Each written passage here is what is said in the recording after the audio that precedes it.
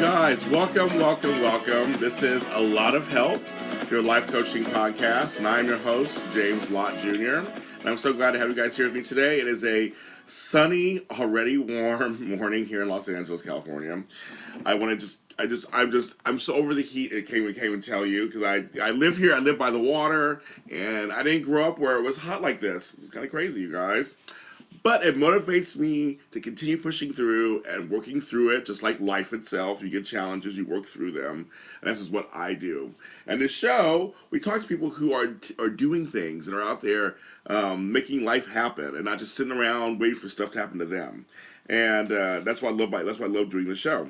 Before I tell you who my guest is, my amazing guest is, you can follow us on iTunes, follow us on Speaker.com under A Lot of Help. We have a Facebook page, A Lot of Help. And that's Lott with two T's like my last name.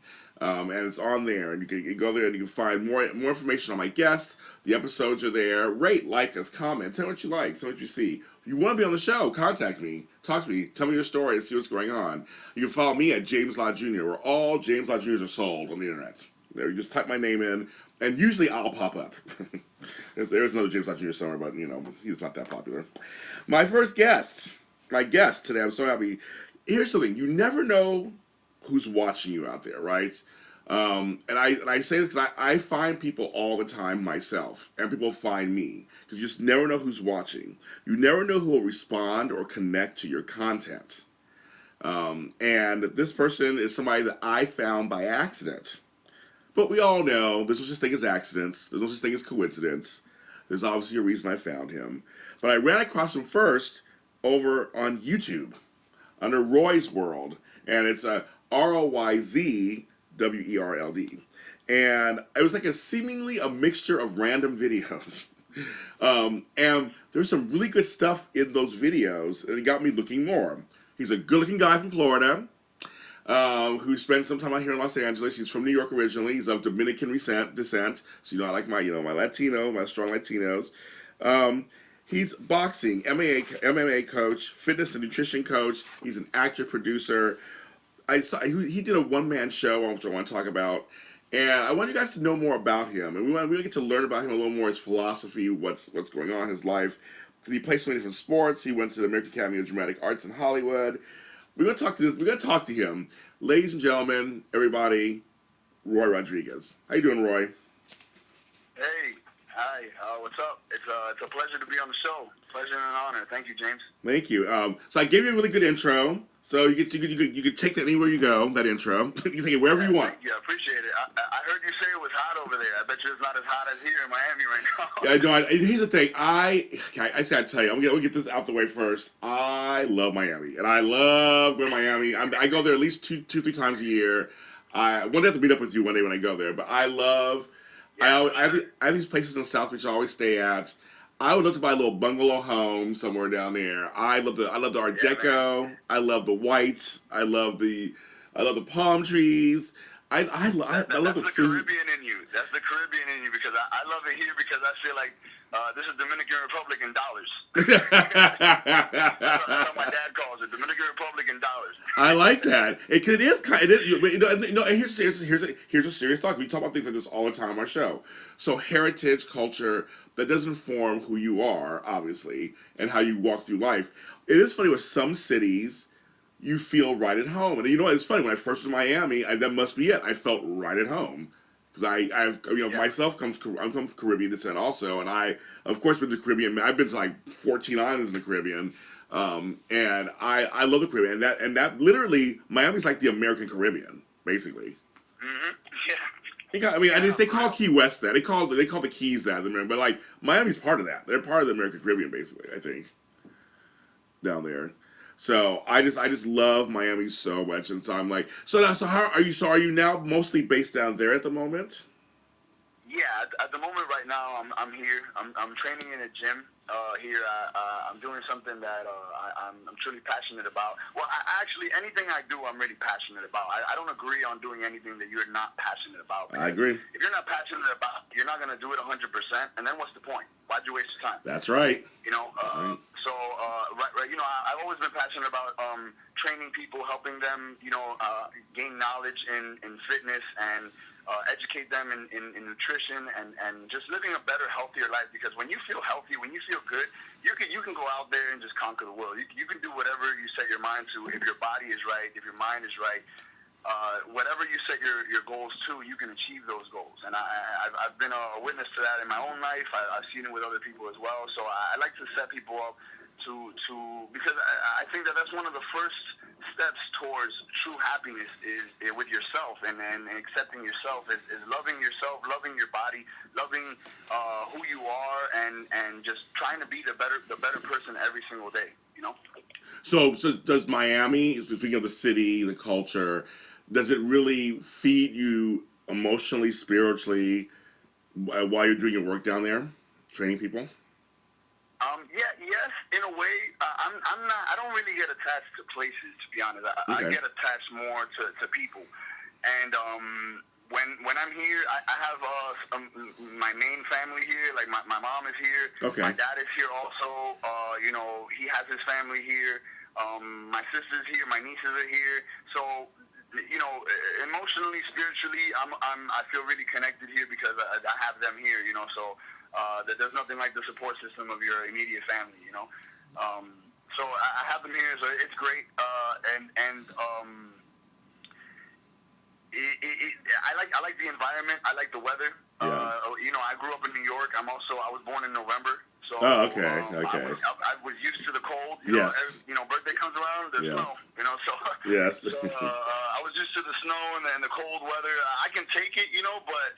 After a certain amount of years, you just don't want any of that. I don't blame you. It's me. Hey, there's some people that love. I don't blame you. I know. Some people who do, but I know too. Me too. I'm a Caribbean at heart. I was born in New York, but I'm a Caribbean at heart, man. And I love the Caribbean air, like you said, the palm trees, yes. the sky. It's just so beautiful. It just makes you feel so good walking outside. I'm right there with you. So then when you were in when you were in Los Angeles, you must have felt a little bit at home too here when you came out here. Yes, sir. I mean, I didn't have anyone who I knew there. When I first moved there, I moved there when I was 21, and I didn't have anyone that I knew there except for the counselor of the school I was going to go to. Okay. But, being there, I lived there for 6 years, and in the time that I was there, I was able to make a lot of friends, a lot of connections. I gained a couple mentors. I learned a lot. And it was a great experience, and it wasn't the same kind of heat. LA heat is different than here because since over there is like a desert, it's really dry. Yeah. So I would always be really dried out when I'm over there. I'd be hot, but it'd be dry. Here they're so humid, that you're like constantly sweating, you're constantly moist. Yeah. How do hey, that's the thing. How do you? Because I have obviously been in that kind of weather, and after a while I want to cry. How do you handle? Always just being wet all the time, like this. When at certain times of the year, because certain times of the year it also rains too. So there's times when it just rains. I mean, so either you're humid and moist, or you're raining and you're wet. So like, how do you handle that? To be honest, I already am a natural sweater. Like Me too. It just naturally, I'm always hot. Okay. And in Miami, imagine it's doubled, but it's quadrupled here in the gym where I train. It's a gym that I have here in Hialeah, and it's like a sauna in here. It's a warehouse space that was turned into a gym. It has a boxing ring. We have bags. We have a lot of equipment for calisthenic workouts because I focus on body weight workouts, not so much bodybuilding. Okay. But in this gym, you just stand in the gym and you're sweating. So imagine all day I'm training people from the morning to the night. I'm training kids, adults, running around. So all I do is just drip sweat all day. The way I handle it is having a lot of clothes, to be honest. Oh, yeah, I guess so. There you go. I have to change out my clothes. My shirt, pretty much every hour I'm pretty much changing my shirt changing out of my clothes, taking a shower. Thank God we have a shower here, so the water comes out nice and cold. Wow. That's how I handle it. So now in all seriousness, I know I've seen your posts and stuff online, and so you work with a lot of kids. So what do the kids bring to you when you work with them? Well, the kids were really a big part of how I even came to come to this gym and started training in the play boxing format, because play boxing is actually a franchise. made by a man. His name is Mauri Ramos, right? Okay. Mauri Ramos. Okay. He's my coach and one of my mentors here in Miami. He's been building this program for about 14 years. He started in Spain because in Spain there was a big problem with boxing. They didn't think that boxing was a good curriculum or a good activity because they would look at it as brutal. So he wanted to show that you can learn the boxing techniques, which he learned as a child without the risk of having to get pummeled or having kids think that they have to beat somebody else to get better. So he created a program where the main slogan is "We all have our own war." And when I came to the gym, I was already looking for a way to work with kids. I didn't know what I was going to do. I really wanted to work with kids because I wanted to influence the next generation. I wanted to take all my mistakes and all the things that I have learned the hard way, really, and make it easier for them. You know, tell them my stories, let them know what I did and what I went through and how I grew up, and you know, try to prevent them from those learning curves. You know what I mean? That's what drove me to work with kids. And then when I saw this program, I was like, wow, it just connected with me because I've been doing, you know, martial arts for a long time. You know, I grew up in a rough area in New York. I grew up fighting all the time, street fights, you know, all the time. I would get home full, you know, covered in blood all the time, and it was never mine. Oh my God. Yeah, it was. I was really bad, you know, and it wasn't. You know, that wasn't mainly during my teenage years. I was actually bullied as a kid. And, you know, when you backtrack, you notice where things start, you know. I was bullied as a kid. And then from there, when I threw my first punch and I saw how it affected the kid, it completely changed me and it made me the bully. It not really me the bully, but it made me not take that from anyone. So in a way, it was more than self-defense, which is what we teach here. It's self-defense, so that if somebody comes at you, you can defend yourself. But I grew up into a teenager going through a lot of problems, and I took it out on you know, physically, you know, yeah. and it was easy for me to get into fights. It was really easy for me. So, you know, some things happened. I learned the hard way that that's not the way to live, and then I started to do martial arts. So I started to train in boxing, in Muay Thai, in Jiu-Jitsu, overall MMA. I had a guy who in New York, a trainer, he was like an independent trainer who he would train me to be able to perform MMA on more than one person just in case I was getting jumps, because I have been jumped before, and you know, a lot of people choose to do it that way. So I know a lot of self-defense, and all of this knowledge I get to incorporate it into my lessons here in Play Boxing, and I get to teach the kids the proper way to handle those situations, you know, and to have control. Mainly control is what I teach. More above all, discipline and everything, but control. You know, control of your emotions, control of your body, control of your mind. You know, Jim Rohn says that you should always stand guard at the gates of your mind every day, every moment, and I truly believe in that. So for you, you took possibly what could be something that debilitates a lot of people when they're bullied or picked on, or they grew up in an area where I grew up in an area that was very heavily gang area. And that for a lot of people, it blocks them and makes them either cower or they drink to forget it or whatever. You took it basically positive out and said, okay, I'm going to give back to the community and use that through, because the things you're talking about, like Muay Thai and all that stuff, that's very disciplined work, isn't it? It's not just like you're hitting people. You have to really know what you're doing, right? Oh yeah, of course, and it actually has nothing to do with an opponent or anyone else. It's about you. It's about you and your discipline and your knowledge of the anatomy and how to affect another person if that person is trying to affect you.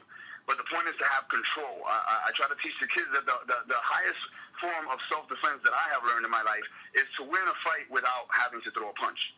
There's been I have not been in a fist fight, in a street fight, in about 9 years now. I'm very proud of myself. Yes, very good. Yeah, I'm proud of that because, you know, there's been a lot of incidents in those last 9 years that could have driven me to easily, you know, take it out on someone. Yes. You know? But in the last 9 years, thank God, I have not been in a street fight, and but I have been in altercations. I've been in altercations where someone is in my face, you know, and they want to fight. but because of my energy, because of my knowledge, because of my confidence that I give off, and I give them their warning, they literally think about it for a second. I see it in their eyes. I see the process in their mind where they're thinking about it, and they're like, no, you know what? I don't want to fight this guy. And I literally win the fight without having to throw a punch. You know, and that is, I believe, the highest form of self-defense. Where I like that. Yeah, thank you. Someone is coming at you and they want to fight you, and they don't have control. They don't have control. So you have to have control over the situation, over the fight, over them, over yourself. You have the control, and you're able to come out of there without hurting them, without them having to try to hurt you. And yeah, maybe their ego hurt. But they can go home with an ego hurt much easier than a broken leg or, worse. That's true. I think you just gave a couple of words of wisdom. I like that. That's a good one. Thank you. Now also, so I found you online. I was looking for something else, and you popped up, and I was like, oh, well, and I first saw your vlog 19, and it was Miami, your 21-day fasting spiritual journey. Oh yes. And yeah. and I was like, oh, I don't know how he's doing this. Like, this is great talk. That was difficult. But it was funny, it was serious, and it was also educational. I was like, oh yeah, gum, because you have bad breath, because you're trying not to eating anything, and like always like things like you never think about. So and you put that on there. It's like, okay, this guy is actually sharing his story. So you have some vlogs on your posts. I mean, what made you not do vlogging anymore? Because I saw you were doing it for a while. Was it just the timing and takes too much time, or? Honestly, yeah, it does take a lot of time, a lot of effort. I've been doing all those vlogs on my phone. Okay. So I don't have the high quality equipment and everything. I don't have a team. I don't have a crew. It's all me. I do the editing, I do the filming, I do everything. I do the promoting, I do the advertising. I do all of that. One man show. That's right. It wasn't one man show, but it wasn't that it was difficult to do that. It was difficult to continue to do that as I'm doing what I'm doing here, which is running the gym, running the kids program, training adults. I can do it, but there's also a big part of me that was reluctant to do the vlogs because I don't want to really. I've always been it's been very difficult for me to put out like my personal life. Sometimes I do it like you said you watch my one man show. Yes. That's very personal. That was very personal. That was a school project that I did, and it was my first writing project. It was also my first time on stage as an actor. So stop for a second. The show he's talking about, I saw it. It's called Motivation. It's from 2012, and it was your first time on stage. And that show was really good. I tell you, your writing, whoever helped direct it, whoever directed you did a great job also. Her name is Deborah Deliso. She did a good job. She directs a lot of one-man shows in Los Angeles. If anyone is interested in doing a one-man show, you should definitely look her up. Deborah Deliso. She's awesome. I might actually after we, later on, I might have to message you about it because I'm thinking about doing one myself. So I may have to talk to her. Oh yeah, definitely. She's a great director, man, and she focuses on one-man shows. She does other type of shows too, but she's just a real theater director, and she just gets you. She gets one-on-one with you. She gets personal with you. She really makes you dig. And my first writing experience was with her. And after her, I was able to write scripts, and I was able to write stories, and she just opened up a whole new door for me. And the one-man show was just something that I was like, wow, like I can do this. So going back, saying, I'm sorry, I want to make sure people know what you're talking about, and it's all you can find on this YouTube page. You can see it. So you did the show, so you really had to be personal and be vulnerable and expose yourself, so to speak. So after doing it, though, did you feel a sense of kind of power or greatness from it, or how did you feel afterwards? Well, yeah, I mean, you definitely feel empowered for going out there, and sharing your own personal story, something that you don't know how people are going to take. You don't know how people are gonna react to it. But at the end of the day, even though you're doing it for people to see it, you're not doing it for them. I did it for me. I did it because I needed to express something in me that I needed to express in a creative way, and and that was a window that I was given to be able to do that. It was an amazing experience. I definitely felt empowered afterwards. There are times when I watch it that I'm like, man, I should take this thing off. You know, I should take it offline. You know, it's too personal. I get insecure about it. But then I just think about it. I was like, you know what? This is my art. So take it how you want it. You know, I'm sure that the Mona Lisa isn't going to be taken down. I'm not calling my one man show Mona Lisa, but you know, it was a work of art. And whether it's great or you know, for lack of better words, it sucks. It doesn't matter. You know, it was my expression, and I feel great about it. I just want to give you a little piece of coaching advice as an elder statesman.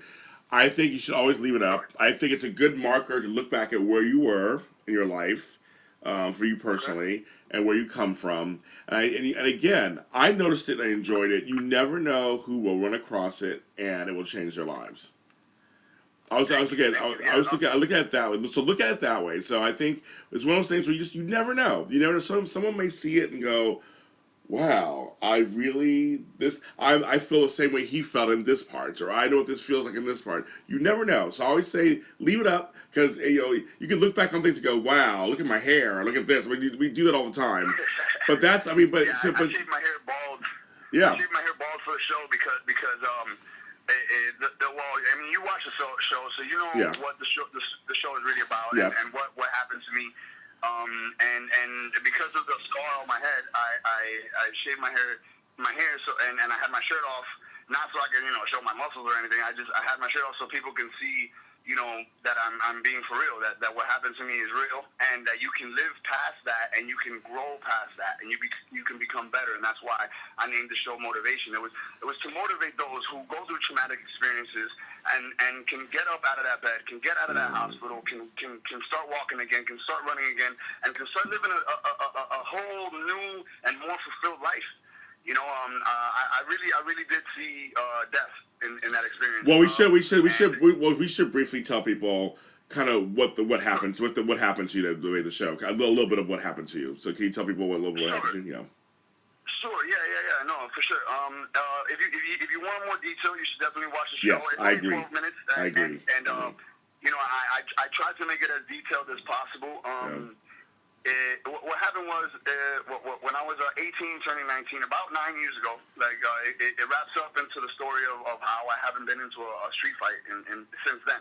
I ended up just in the wrong place at the wrong time with the wrong people, and we were in a club in a really bad area in New York, in the projects of Queens. Yep. Where I'm from Queens, but we were in the projects of Queens in a bad area, and I knew that was a bad area because I had lived there before. Yeah. And I was actually in college playing baseball. I had gotten recruited to play college baseball. I was a starting shortstop in upstate New York, and I had driven down for one of my friend's birthday parties. And while I was there, we waited until the last minute to leave the club. This is why, I don't mean to be a preacher. I don't want to preach to people, but really, there's nothing that you can find in clubs, especially clubs in bad areas. I agree with that. I've clubbed all these years. I know. I agree with you in that area. I agree with you. So. Yeah. You want to have a good time, but you don't need to go into those environments to have a good time. I agree. I agree. And that's something I already felt at that time. I was already kind of done with the club scene. Even though I was young, I had done a lot of things while I was younger. Yeah. So by the time I was already 18 and I was in college and I just had my head on straight, I was like, man, this is not really what I want to do. But it was my friend's birthday. It was actually my best friend's birthday. Yeah. And so I was like, all right, I can't miss it. We'll be there, whatever. So I was there. Everybody's drinking. Everybody's drunk. I knew that the environment was a bad environment, so I didn't get drunk. And I barely even drank. I don't drink anymore, by the way. But I was drinking there that night. And 4 in the morning comes out. Everybody's leaving the club. Big brawl starts. And then some of my friends get involved. And once they get involved, I got involved. And my mission, basically, that day, and I say that like a soldier, even though I've never served in the Army, but you don't have to serve in the Army, I believe, to have a warrior heart. And my mission at that night was to save my friends, because I saw a lot of my friends laid out. A lot of my friends didn't know how to fight, so they were getting jumped. And I do know how to fight. I'm strong. So I just made it a mission to just save everybody. One of my friends was on the ground. He was getting pummeled. He actually ended up getting stabbed on the floor, so he couldn't even get up, and I didn't know.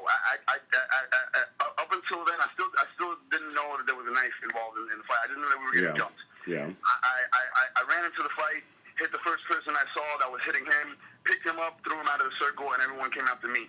I got run over by a minivan. Thank God that for my reaction speed of being an athlete, I was able to jump on the hood before I was run over. Yeah. I got off the hood. A guy came out to fight me, but then that's when I got jumped by everybody else who was already in the fight. I was getting jumped, and the guy was behind me, stabbing me up the whole time. So I actually ended up getting stabbed 5 times in that night. I got stabbed in the lung, the liver, 2 times in my throwing arm, and I remember I'm a shortstop. Yeah. I was a shortstop. I got stabbed twice in my throwing arm and in my head. It was right under my temple. The knife fractured my skull. I just felt a burst of blood, like an explosion. Yeah. And it was 100% God. 100% God who saved me. I can take the credit like, my athleticism, I was so quick. No, it was God. Okay. Right. God blessed me, and God made sure that knife did not hit my temple. That was literally a centimeter up. The knife hit a centimeter away from my eye as well, so I could have lost my eye. I could have lost my life. As soon as I got hit there, I ran. My phone was dead. I couldn't get anybody to pick up the phone. I ran up to some people who had no idea what was going on, and then they helped me get back to the ambulance that had arrived down the block where everything was going on. And this is really the moment that I would like to talk about because it's the most impactful moment for me. Is at a moment, my lung is collapsing, by the way. I got punctured in the lung. My lung is collapsing. I can barely breathe, and I can barely see. Everything is getting darker and darker and darker. I'm seeing through a little hole of light, and I can see the lights. I can see the lights, and I can hear the people like cheering me on, telling me like, "Come on, you can make it. You can make it. You can make it." But that's all faded, and I'm just really inside myself, and God really shows me my whole entire life. People say, near-death experiences, you see your whole life flash before your eyes. That is 100% accurate. I can't explain to you how more accurate that is, because in a flash, in 1 second, you see every decision that you've ever made. It's like your subconscious mind just, boom, opens up, and you're like, whoa, this is who I am. And I was not good. I was not a good person. I thought I was a good person, and I wasn't. And I realized in that moment, wow, I'm not a good person. This is not good. I'm not going somewhere good right now. And God gave me the choice. I could have just given up in that moment, and just gone wherever I was going to go. Yeah. Or stay, fight, and feel the pain. Mm-hmm. And I chose to stay. I honestly, to be specific, I saw my mom. I saw my mother. I saw everything that she's been through with my father. I saw all the things that I put her through as a rebellious teenager. Oh, yeah. Getting home filled with blood, not taking school seriously, barely passing to get into a community college to play baseball. It's just all these little things that just ate at me. And I was like, I cannot leave her like this. I cannot leave her. And I just got up, I got up, took a deep breath, and I made it to the ambulance. And when I got to the ambulance, I collapsed. They started not operating on me, but they started attending me. Started filling my head up with gauze and alcohol and all this stuff. And then they brought me to the hospital. They couldn't put me to sleep because of my head injury. So that's really where the pain started, because the adrenaline drops. Yeah. And now I feel everything. So I had one guy stitching up my head, while one girl stitching up my arm, while one woman is doing something else. It was a crazy experience, but I saw death, and I understood what life was, and from that moment I really looked for God, and I really looked for God because I understood in that moment that God is real. I understood in that moment what life and death were, and I can't tell you that I know in depth. I'm not anyone's guru, I'm not trying to tell you I know what there is after life. I don't. I'm not telling you I know that, but I have a near-death experience, and I know what I saw. I know what I felt, And from that moment, I just chose to turn around, and I was reborn. Really. That night, that day, the next day, I was just reborn. I was another person. I saw life in a different way, and I wake up every single day grateful to God for every breath that I breathe, for the bed that I have, for the pillows that I have, for the AC that I have, for every little thing, for the socks that I have, for the sneakers that I have. You just need to be grateful, because you don't know the moment that it'll be gone. I'm a person of, I'm a survivor of a violent act. I'm also a survivor of a mini stroke. So I have several things in my life that I can tell you, everything you're saying, I completely agree with, and I can relate to because it's kind of weird. In some ways, I'm glad those things happened to me because they make me who I am today, obviously. And what happened to you made you who you are today and set you on a whole different course and a path that's way better. There are horrible things to go through, and thank God you came through it. And because you're amazing, and you're amazing. The way you came through it, you're amazing. I mean, you're like this fully functioning, guy. That your life could have been. It could have been different. It could have totally been different. Having a brain injury, right. Anything, it could have been totally different. And yeah, you're completely right. You're completely right. And with me having a mini stroke, I thought my life was over. I couldn't feel my left side. That my life was over.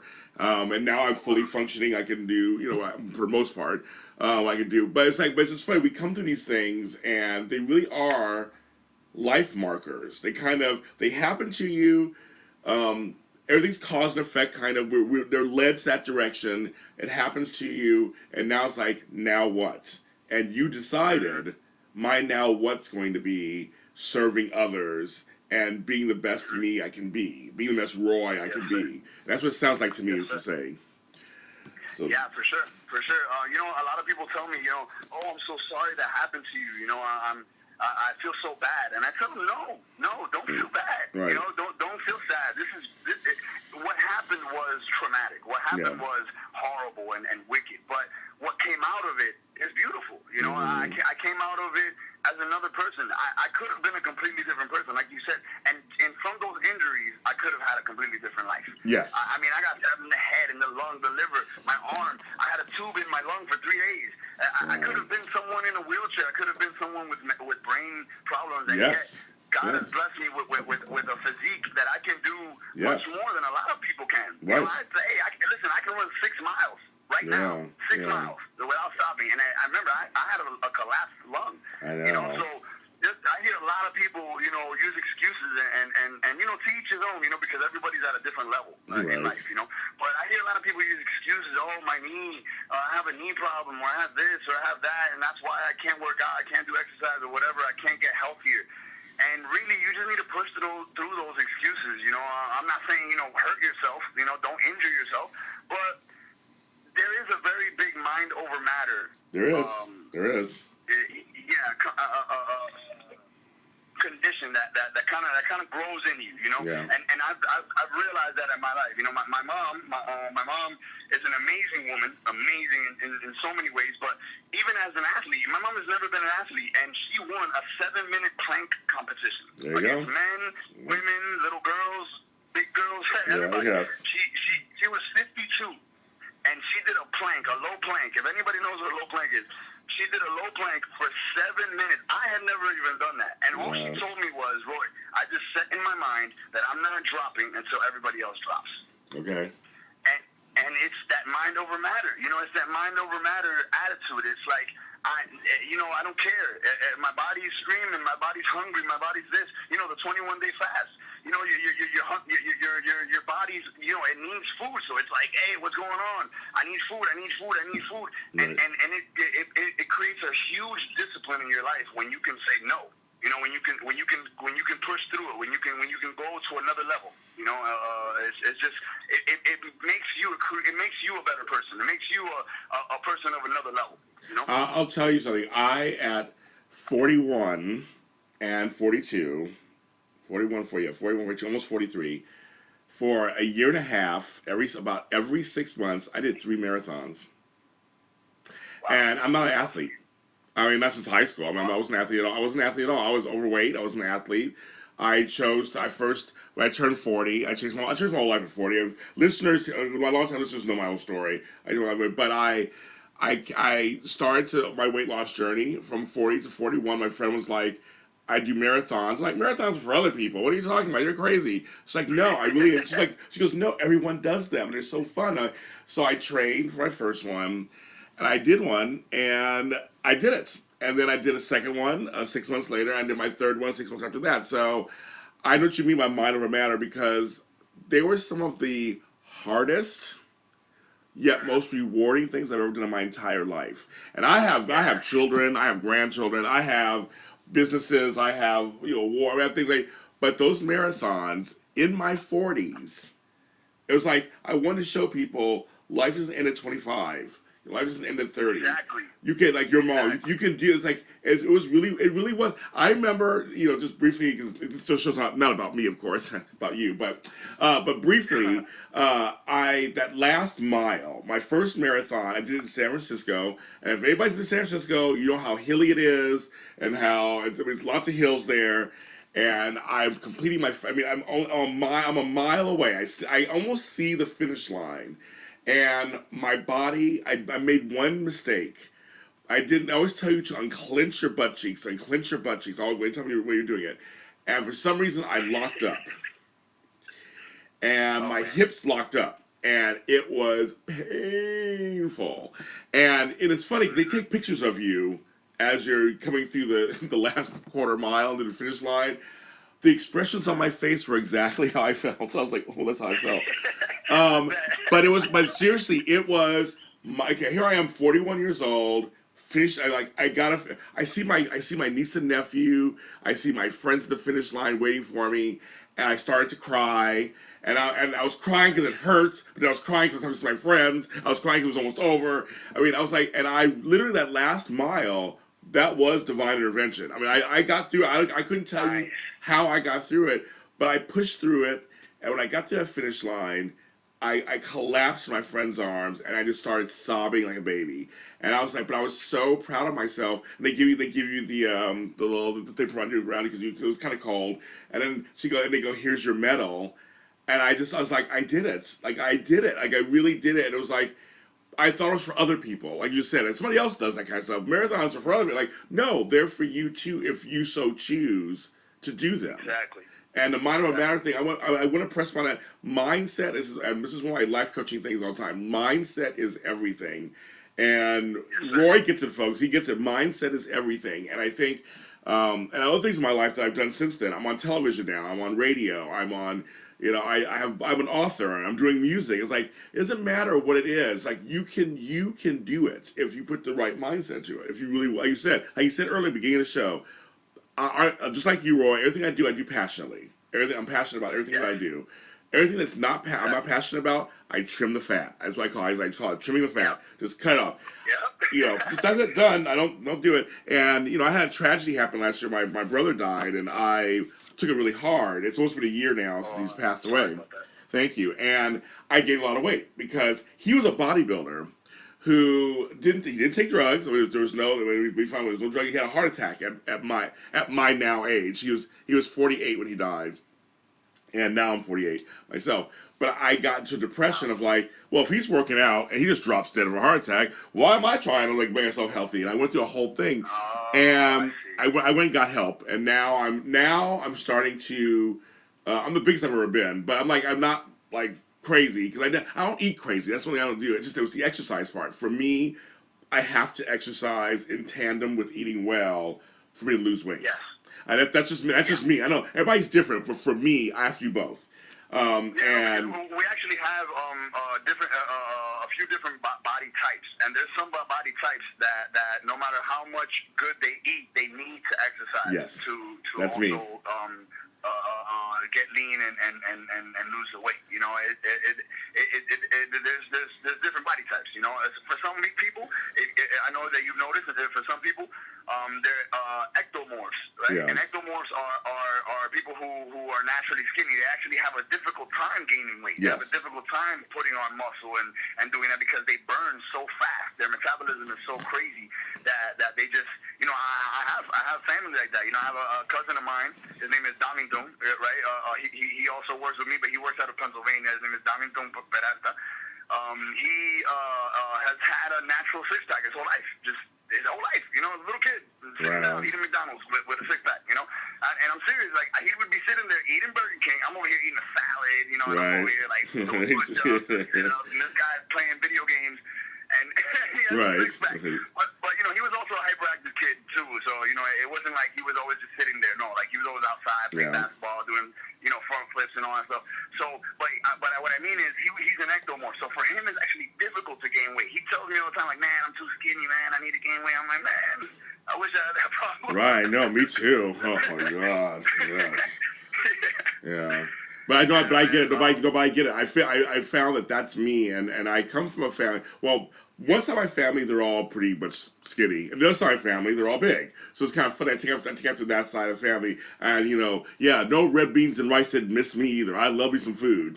I love to eat. I know about those beans and rice. Yes, man. I was like, I was. Here's what's funny. The other day I was in San Francisco training, and my best friend took me to a Puerto Rican restaurant, which I didn't know they had in San Francisco. And I had me some mofongo, I had me some tostones, and I was like, I don't give a fuck. I'm eating it all. I don't care. And I had a good time. Had some sangria for dinner. It was good. But that's me. I could eat that stuff, but I have to remind myself that I got to walk like a couple miles the next day to kind of just keep it in perspective and kind of keep it even. When I do that, I'm fine. But now I know part of mine was a little bit of depression and stuff. And I have no problem saying to people. I had a major loss in my life, and it manifested in the exercise part. Isn't that interesting? It went because he was an exercise person. He was always in shape. He was always and it's just like. But I had to remind myself, when it's your time to go, it's your time to go. It's not. I mean, you could be in shape, not in shape. It's whatever. Exactly. And there's no, like you said, there's no excuse not to be healthy. So now I'm getting back into that. I'm eating a little cleaner. I've been walking a couple miles a day. I'm proud of you. I'm proud of you. I need to come down to your gym. You have to whip me into shape. I'm like, yeah, for sure, man. You know, you're always welcome here. You're always welcome here for sure. And anytime I'm in LA, maybe I could drop by and give you a class. Oh my God, I'll take it. I'm trying.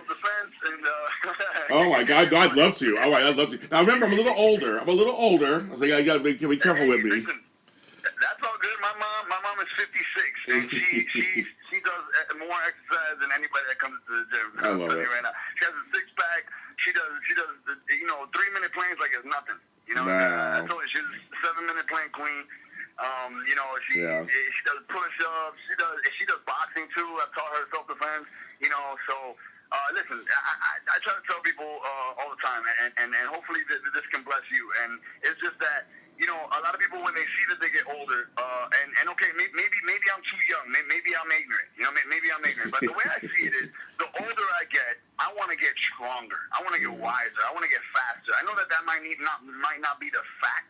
Our human bodies start to deteriorate right after over time. But I've seen so many people, that dedicate their lives to making sure that everything that goes into their body is healthy, and their bodies are so healthy that they're 80 years old and they're running around doing marathons and doing front flips around people who are around my age, 30, maybe 35, maybe even 40, and they're like, oh, I'm dying. I'm old. I can't do it. I can't do it like I used to do it.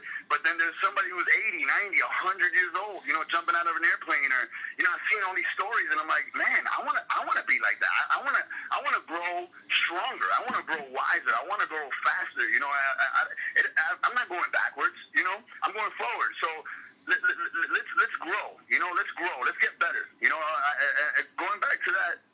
I put a quote of the week on the board for the kids every week, and the quote that I have up today is something I actually had posted recently on my Roy's Fit World Instagram, and the quote is, "Don't wish it was easier, wish you were better." This is by Jim Rohn, right? A great philosopher who I study a lot of. Don't wish it was easier, wish you were better, and that has just blessed me. That has just changed me in a way, because that's what it is. A lot of times I've been hit with a lot of things in life, and like you, and I believe that's why people come to us for advice and for coaching. Yes.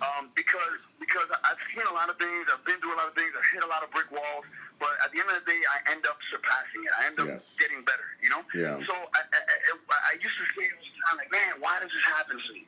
Why is this happening to me? Why me? Yeah. I see everybody else is normal. Everybody else is going through this, right. But I have to be going through the gutter. Like, I have to be dragged through everything. Why? Why me? And then I get hit with this quote, and I'm like, wow. Yeah. I can't be wishing for it to be easier in life, because where's the fun in that? Where's the adventure? Right. We're alive. Let's live. You know what I mean? Like, don't settle for mediocrity. You know what I mean? Mediocrity. Don't settle for that. Want to be excellent. Want to be great. You know, and the only way you're going to be excellent, and the only way you're going to be great is if you're striving to be better every day. And not better than anyone else, but better than yourself, better than who you were yesterday, better than who you were last year. You know? So I wanna look back every 5 years and be like, wow, I'm better. I'm stronger. I have more. I've gained more. I have more experience. You know, I'm stronger. And I don't mean just physically. I mean mentally. You know, spiritually, emotionally. I'm just stronger. You know, and really, this quote is really just a blessing for me. So I hope that it blesses you, and I hope that it can bless anyone who's listening. We're gonna end the show on that quote because I think that's a beautiful thing, and I'm a hard worker, and I believe in grabbing for things and not just waiting for them. So, and I know life isn't easy, so I already know that already. So, I've made it my mission to just stay in my lane and keep going forward. And they always say if you keep at it, you stay long enough, success will come to you. They always say that. Also, just keep at it. And different levels of success will come in your direction because you're in it to win it, and I think you are. Roy, tell people where they can find you online and on social media and that kind of stuff. I'm sorry? Tell people where they can find you on social media. Oh, okay, yeah, sure. My Instagram is where I'm most active. It's Roy's Fit World, the Roy'sFitWorld. So Roy's Fit World. The only difference is the Z, and the Z is from my last name, Rodriguez. Yeah. And if you listen to my one-man show, it's kind of cool because I flipped it backwards. So the character's name is Z in the show, but at the end you notice that I'm actually talking about myself. So that's why I have the Z there. Roy's Fit World is my Instagram. My Facebook is called Herba Sayings, and that has to do with I work with a company called Herbalife, and I work with them on nutrition, and I sell their nutrition, and I've been on their nutrition for actually 9 years already. Herbalife. I actually have an Herbalife nutrition club in my gym. My gym is called Play Boxing, and it's here in Hialeah, Florida, Miami, Florida. So if you're ever in the area or you live around this area, feel free to come by. You know, I have great deals. First workout is always free. I have nothing to hide. I want to show you what I have to offer. And finally, just my YouTube is like you said earlier. It's called Roy's World. And it's the same thing, ROYZ, and then world is with an E, because Roy's World was taken. Of course it was taken, of course it was. I hate that. It's like, no, I want it, it's mine. I put in his name, and I'm like, how does someone have it's amazing who has what, trust me, it's amazing.